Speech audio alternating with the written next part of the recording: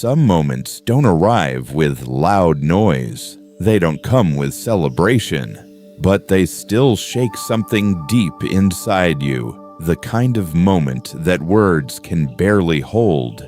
This was one of those moments. After more than 3 months, after thousands of miles, a group of monks returned home, not as heroes, not as celebrities, but as something far more sacred, pilgrims of peace. The return home.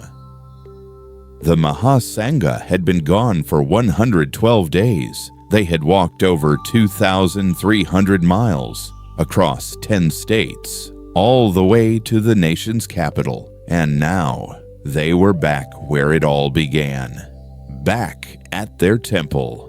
And yet, it didn't feel like an event. It didn't feel like a performance. It felt like a homecoming of something holy. The air itself was different, like the temple was breathing again. The crowd in the rain.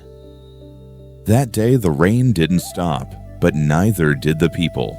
Hundreds stood outside, soaked, silent, waiting, not for entertainment, not for spectacle, but simply to listen, because this was not just a journey of distance. It was a journey of discipline, of sacrifice, of spirit, and everyone knew something sacred had returned. The monk who carried the weight.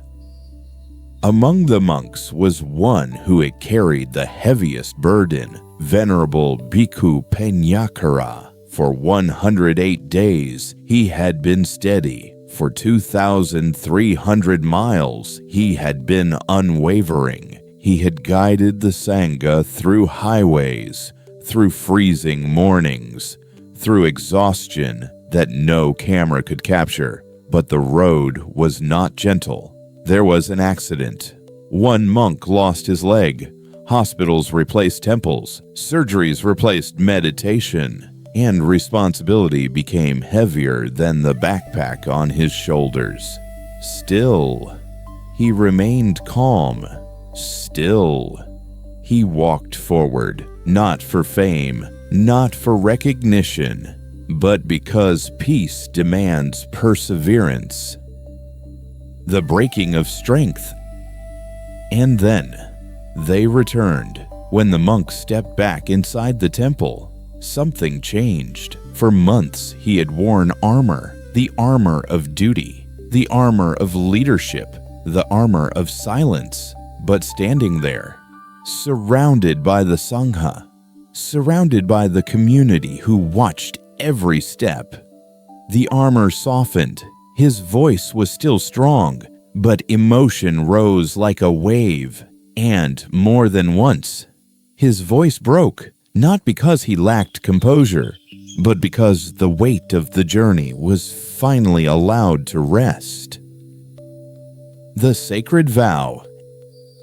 And then came the vow. Not dramatic, not theatrical, no shouting, no grand announcement, just simple words, clear words, sacred words. A vow that reminded everyone why the road was walked at all, not for headlines, not for applause, but for the quiet cultivation of peace inside each heart, because true discipline is not harshness.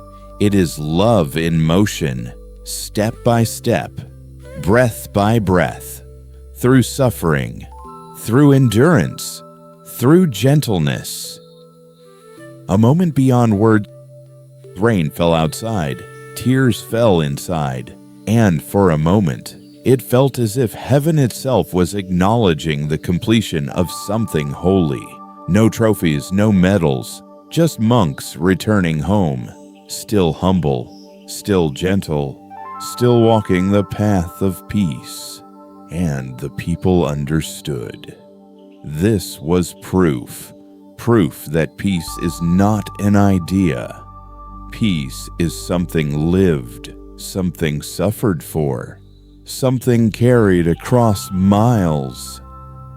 Some days will come when strength feels thin, when life feels heavy, when peace feels far away. And on those days, remember this journey, remember this vow, because peace is possible when someone is willing to walk for it, endure for it, and return home. Still gentle, today was not just a peaceful day.